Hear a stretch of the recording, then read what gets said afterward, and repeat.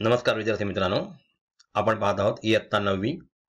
मी विनोद नाईक आपल्यासाठी घेऊन येत आहे विज्ञान आणि त्यामधील तिसरा पाठ धाराविद्युत. आता धाराविद्युत म्हणजे आपण याच्याशी फॅमिलियर आहोत. याचं कारण आपल्या घरामध्ये इलेक्ट्रिसिटी असतेच, कारण आजकाल बऱ्याचशा गोष्टी या इलेक्ट्रिसिटीवर डिपेंड आहेत. म्हणजे जर इलेक्ट्रिसिटी नसेल तर आपण हैराण होऊन जातो. याचं कारण आपल्याला आता त्याची सवय झालेली आहे. मग ऍक्च्युअली धाराविद्युत म्हणजे काय किंवा व्होल्टेज म्हणजे काय असतं त्याविषयी आपण ह्या सेशनमध्ये जाणून घेणार आहोत. चला तर मग पाहूया धाराविद्युत. पहा विद्यार्थी मित्रांनो, विभव आणि विभवांतर म्हणजे पोटेन्शियल डिफरन्स. पोटेन्शियल म्हणजेच विभव आणि विभवांतर म्हणजे पोटेन्शियल डिफरन्स. विद्युत निर्मितीसाठी धरणातील पाणी उंच पातळीवरून सोडण्यात येते व गुरुत्वाकर्षणामुळे ते खालच्या पातळीवर पडते. म्हणजेच आपल्याला माहितच आहे की दोन बिंदूंमधील पाण्याच्या प्रवाहाची दिशा त्या बिंदूंच्या पातळीवर अवलंबून असते. बघ, आपण बघतो फॉर एक्झाम्पल महाराष्ट्रामध्ये कोयना डॅम आहे आणि तिथे पाणी साठवून ठेवलं जातं आणि त्याच्यानंतर ते धरणाचे दरवाजे उघडून पाणी खाली पाठवलं जातं. पाणी खाली पडताना ते गुरुत्वाकर्षणामुळे पृथ्वीच्या सेंटरकडे खेचण्याचा प्रयत्न होतो, म्हणजे सेंटरकडेच पडतं आणि त्याच्यामुळे मध्ये आलेली टर्बाईन फिरते आणि त्याच्यामुळेच इलेक्ट्रिसिटी निर्माण होते. म्हणजे हायड्रो इलेक्ट्रिक पॉवर स्टेशन आपण कोयना इथे बघितलेलं आहे किंवा त्याच्याबद्दल आपल्याला माहिती आहे की दोन बिंदूमधील पाण्याच्या प्रवाहाची दिशा व त्या बिंदूच्या पातळीवर, म्हणजे याचा अर्थ पाणी उंचावर आहे म्हणून त्याची पातळी जास्त आहे आणि नेहमी उच्च पातळीकडून कमी पातळीकडे हे पाणी वाहत असतं. हे आपण बघितलेलं आहे. विद्यार्थी मित्रांनो, खाली काही प्रश्न विचारलेले आहेत, त्याचप्रमाणे एक डायग्राम आपल्याला दिसते. बघा, खालील प्रश्नांची उत्तरे आपण देऊया. चिमटा काढल्यावर काय होईल? आपल्याला दोन जार दिसत आहेत मोठे मोठे. एक उंचावर ठेवलेला आहे, टेबलवर ठेवलेला आहे आणि दुसरा खाली आहे आणि त्याच्यामध्ये चिमटा लावून ठेवलेला आहे. आता बघा, दोन्हीही बाटल्यांमध्ये पाण्याची पातळी वर खाली आहे, म्हणजे लेवल आपल्याला वर खाली दिसते. आपण जर हा चिमटा काढला तर काय होईल? तर आता पाणी उच्च पातळीकडून म्हणजे खालच्या पातळीकडे सुरू होईल. आपल्याला दिसतंय की पाणी जसं जसं पडत चाललेलं आहे त्याप्रमाणे हे कुठपर्यंत चालू राहील? जोपर्यंत दोन्हीकडली पातळी सेम होत नाही तोपर्यंत हे पाणी खालच्या जारमध्ये चालू राहील. याचप्रमाणे विद्यार्थी मित्रांनो, विभव असतो, म्हणजेच विभवांतर आपण ज्या वेळेला काढतो त्यावेळेला निगेटिव्ह आणि पॉझिटिव्ह असे जे आयन्स असतात, इलेक्ट्रॉन्स म्हणजे धनप्रभार आणि ऋणप्रभार यांच्यामधील जो फरक आहे तो म्हणजेच विभवांतर. आपण कोरडा विद्युत घट बघितलेला आहे, ड्राय सेल, ज्याच्यावर लिहिलेलं असतं 1.5 व्होल्ट. आता 1.5 व्होल्ट म्हणजे काय? तर दोन टोकांमधलं विभवांतर. आता याच्याविषयी आपण डिटेलमध्ये या सेशनमध्ये बघणार आहोत. चला तर मग पाहूया विभवांतर म्हणजे काय किंवा विभव म्हणजे काय. बघा, विद्युत विभव पाण्याप्रमाणेच विद्युत प्रभाराचा प्रवाह एक प्रकारच्या विद्युत पातळीवर अवलंबून असतो. त्या विद्युत पातळीस विद्युत विभव असे म्हणतात.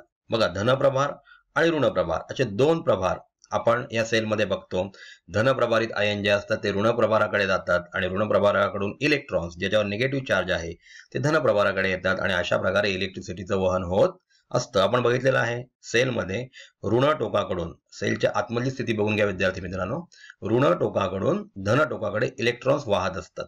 कारण धनप्रभाराकडे धन जिथे पॉझिटिव्ह एंड दिलेला आहे तिथे धनप्रभार असतात, ते तिकडे जाण्याचा प्रयत्न करतात आणि हे इलेक्ट्रॉन ज्या वेळेला वायर मधून बाहेर येतात त्यावेळेला ते एखाद्या दिव्यामधून किंवा ट्रान्झिस्टर असेल ट्रान्झिस्टर मधून तो करंट वाहतो आणि आपल्याला प्रकाश ऊर्जा किंवा ध्वनी ऊर्जा मिळते आणि मग सर्किट पूर्ण होण्यासाठी तो परत ऋण एंड कडे त्याला जोडलेला असतो. तर अशा प्रकारे हे विभवांतर म्हणजे विभव म्हणजे पोटेन्शियल आणि त्याच्यामधला डिफरन्स काय असतो हे आपण आता पाहणार आहोत. मग विद्यार्थी मित्रांनो, धनविद्युत प्रभार हा अधिक विभव असलेल्या बिंदूपासून कमी विभव असलेल्या बिंदूकडे प्रवाहित होतो. विद्यार्थी मित्रांनो, पहा, नीट लक्ष देऊन ऐका की धनविद्युत प्रभार जो आहे, दोन प्रकारचे विद्युत प्रभार असतात, धन आणि ऋण.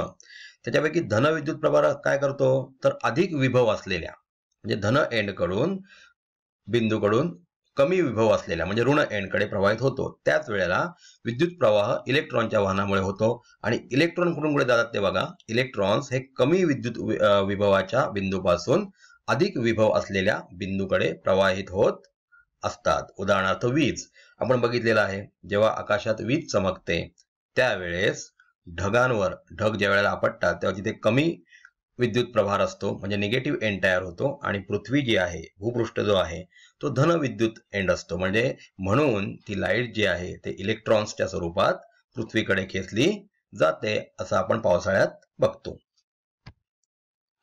पहा विद्यार्थी मित्रांनो, वाहक ए आणि वाहक बी असे दोन वाहक आपल्याला इथे दिसत आहेत.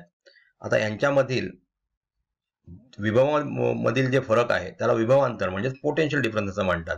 धन प्रभारित वाहक ऋण प्रभाराकडे चाललाय आणि ऋण प्रभाराकडून इलेक्ट्रॉन्स धन प्रभाराकडे येतात, म्हणजे वीज वाहक तारेमधून ते ऋणाकडून धनाकडे प्रवाहित होतात.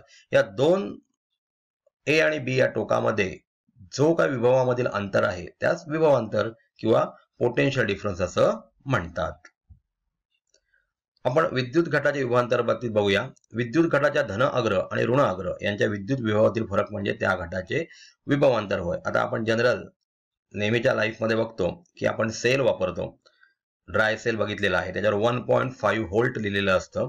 जोपर्यंत याच्यामधील फरक सेम होत नाही तोपर्यंत सेल चालू राहतो, म्हणजे इलेक्ट्रॉन्स ऋण एंड कडून धन एंड कडे येतात आणि बाहेरील वायर मधून ते आपल्या सर्किटमध्ये प्रवाहित होतात. आणि अशा प्रकारे जोपर्यंत दोन्ही एंड कडील इलेक्ट्रॉन्सची संख्या इक्वल होत नाही, विभव इक्वल होत नाही, तोपर्यंत हे ट्रान्सफॉर्मेशन चालू राहतं आणि तोपर्यंत आपला सेल, तसा आपण तो घड्याळाला लावतो किंवा ट्रान्झिस्टरमध्ये वापरतो किंवा आपल्या घरच्या टीव्हीच्या रिमोट कंट्रोलला वापरतो.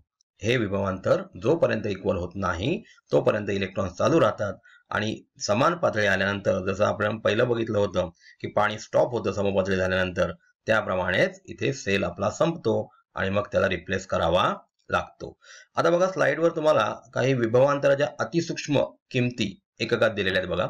1 मिली व्होल्ट, 1 मिली व्होल्ट म्हणजे 10⁻³ व्होल्ट, आणि 1 मायक्रो व्होल्ट म्हणजे 10⁻6 व्होल्ट. आता विभवांतराच्या मोठ्या किमती देखील आपल्याला खाली दिसत आहेत. 1 किलो व्होल्ट म्हणजे 10⁻³ व्होल्ट, फक्त मिली व्होल्ट मध्ये -3 असतो आणि इकडे +3 आहे. 1 मेगा व्होल्ट म्हणजे 10⁻⁶ म्हणजे 10⁻6 व्होल्ट. मायक्रो व्होल्ट मध्ये तो -6 वर जातो आणि इथे आपल्याला तो +6 असा दिसतोय.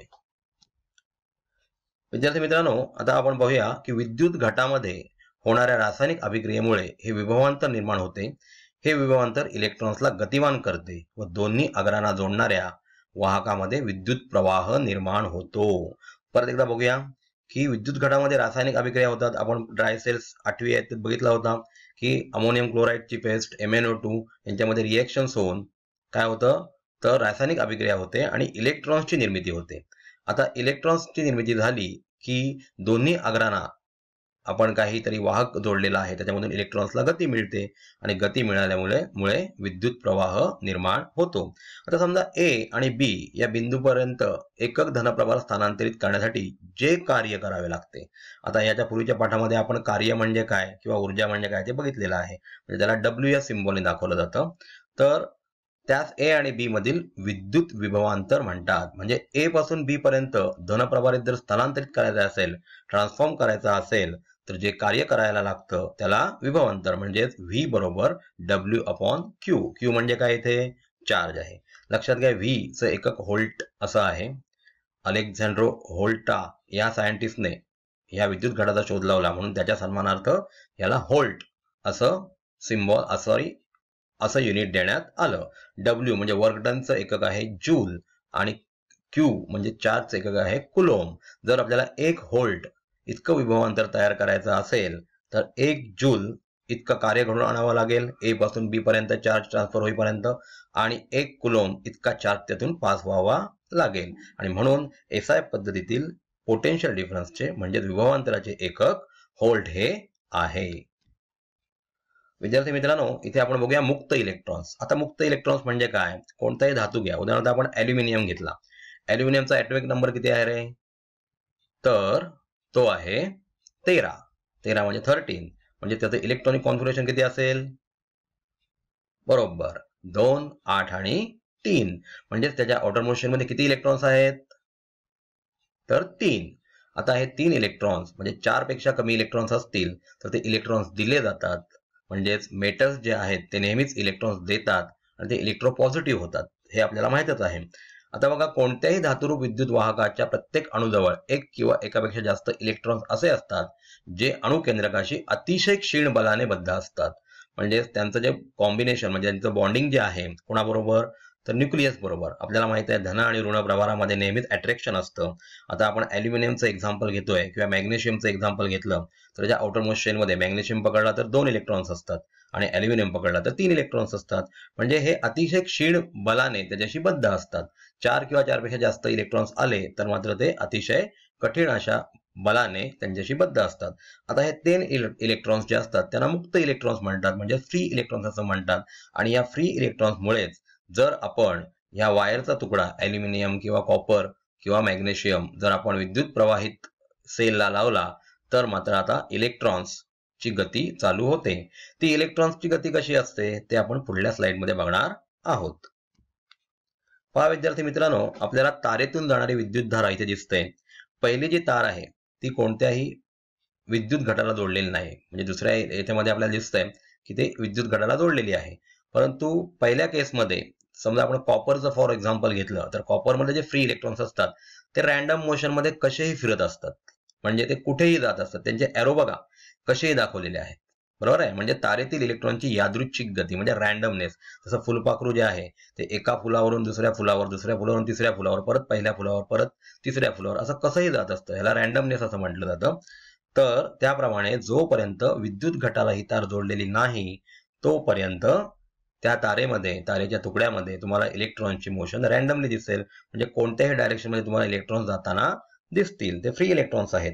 आणि ज्या वेळेला आपण ही विद्युत तार बाहेरील विद्युत घटाला जोडतो, आपल्याला दुसरी डायग्राम याच्यामध्ये दिसते, ज्या वेळेला हे धन प्रभारित एंडकडे म्हणजे धन एंडकडेच, बॅटरीचं सुद्धा धन एंड जोडलेला आहे, इलेक्ट्रॉन्स त्या ठिकाणी अट्रॅक्ट होतात. कारण आपल्याला माहित आहे निसर्गामध्ये ज्याप्रमाणे मेल आणि फिमेल यांचं अट्रॅक्शन असतं, मॅग्नेटचे पोल साऊथ आणि नॉर्थ पोल मध्ये अट्रॅक्शन असतं, त्याप्रमाणेच इलेक्ट्रॉनिक्समध्ये ऋण आणि धन प्रभार म्हणजे पॉझिटिव्ह आणि निगेटिव्ह चार्ज जे आहेत त्यांच्यामध्ये अट्रॅक्शन असते आणि म्हणून हे इलेक्ट्रॉन्स धन एंडकडे खेचले जातात. हे आपण ह्या डायग्रामवरून बघत आहोत.